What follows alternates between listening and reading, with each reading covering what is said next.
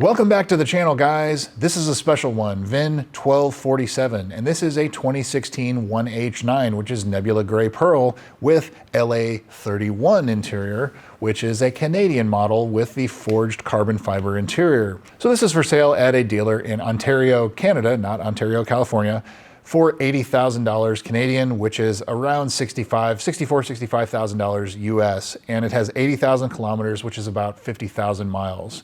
And it looks like it's been in an Ontario, Canada car its whole life. And here it is now at the beginning of December 2025, it's up for sale. So the Canadian cars, they always fetch a premium, and it's because they have a lot of the stuff that we couldn't get here in the US. And specifically, the rear seats are heated. They have rear seat controls. They have a power rear sunshade, which the GS350s here had those, but in the GSF, that's the only way you could get it, is a Canadian model or somewhere overseas. It had manual side shades. It had a heated steering wheel. It had a power opening and closing trunk.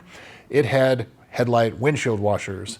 It had daytime running lights that you could not turn off. So at least on the US cars, you can turn them all the way off. Canada, you can't do that. They have government regulations that say they always have to be on.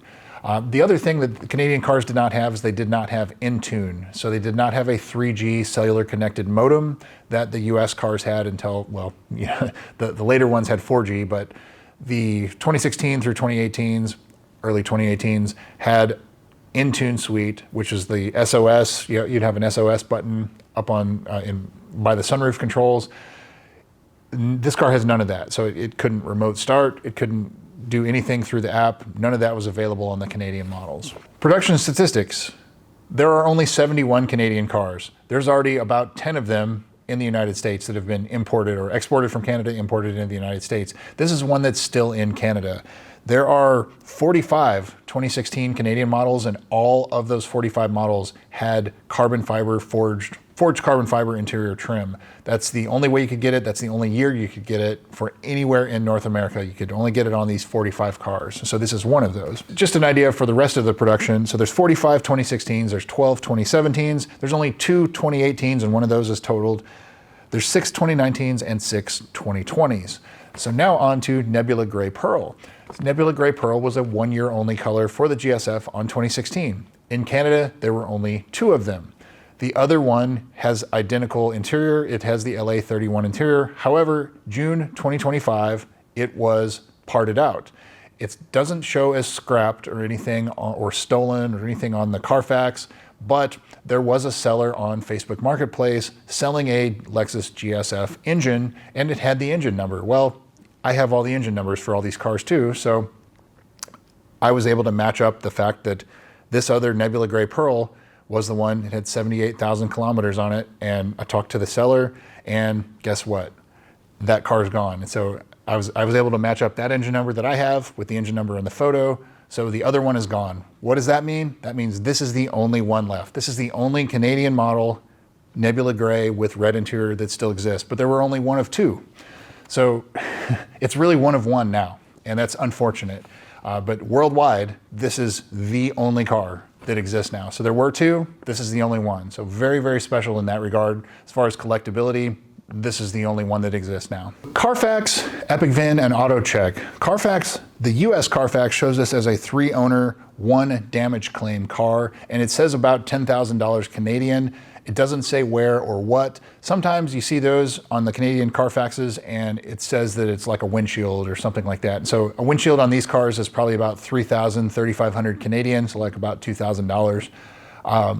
But something that's $10,000, that would make me think that it's probably the lower front carbon fiber piece on the bumper. That's probably what it was. I'm just guessing based on the price amount, because otherwise, if there's other damage, it'll usually say, you know, to the fender or the bumper or something like that. But it didn't say, but the price makes me believe that that's probably what it is. I'm just guessing based on my experience. The Canadian Carfax doesn't give you as much information as the US Carfax, and they're $80 freaking for a Carfax in Canada. I don't know how they get away with it, but it has the same damage claim and it doesn't even show the number of owners. So it's not very helpful, but 3-owner, one accident or one damage claim is what I would call it there. Of note also, the third owner just acquired this car November 14th, 2025. Here it is the first day of December 2025. So this car has only been owned by the third owner for 2 weeks. Epic VIN shows this as a 3-owner, no accident car.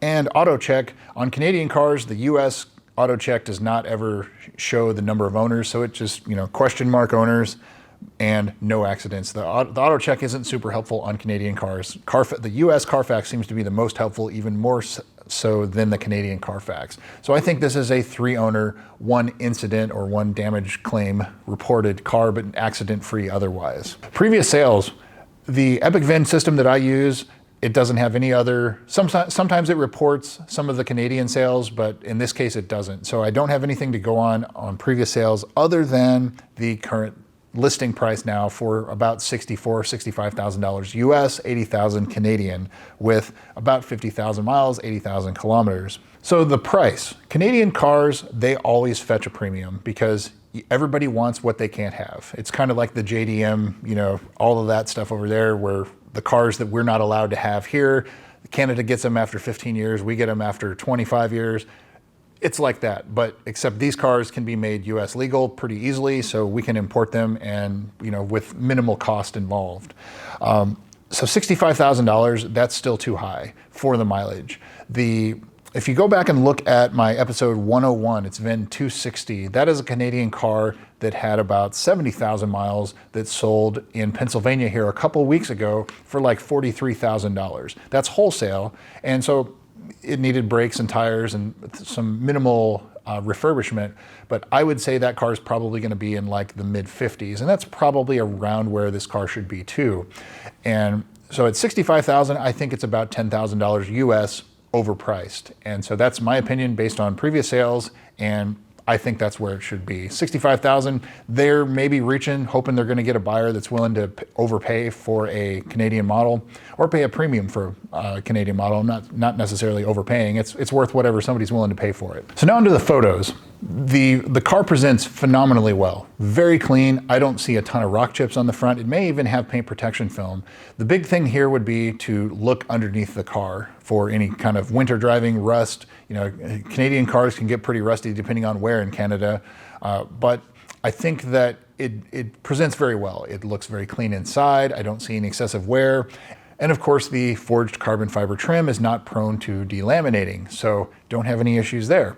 The dash on these cars, they were still subject to the deforming and stickiness and things like that in the US, it was the customer service program called the ZLZ for you Canadians. And it was not a customer service campaign in Canada for this car. And I guess because they don't have the 100+ degree Fahrenheit days that we have here with the intense heat and UV and everything. So they didn't have that issue. And there's only 71 cars that they had to cover anyway. But just something of note that, if you're going to bring this car to like Florida, then, you may not be surprised. Don't be surprised if the dash starts getting sticky or anything, but you're on your own to replace it in this case. But really, the only other things I would look at, lower control arm bushings, make sure the inner front tires aren't excessively worn. Otherwise, you'll have to replace the lower front control arm bushings. The valley plate, it's going to happen. So if you're going to buy this car, do a pre-purchase inspection, put a scope down underneath the intake manifold and see if the valley plate is leaking coolant. If it is, at the dealer, my blue one, I just got a quote almost $2,400 to get it done there. But an independent mechanic, $1,200, $1,500 is about what it's going to cost. Very labor intensive job.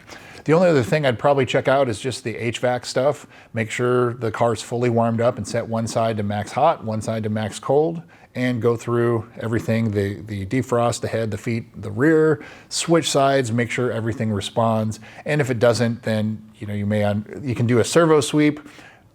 In the customer service campaign in Canada is called something else, and I didn't write it down, but there is a customer service program. If you're going to bring it to the US, they can do a servo sweep and reprogram those. If they still act up and don't respond, then you have to replace some of them. That can be expensive because the dash has to come out for some of them, not all of them. So for service history, being in the US, I don't have access to the service system. The Canadian VINs don't work on the US system and vice versa.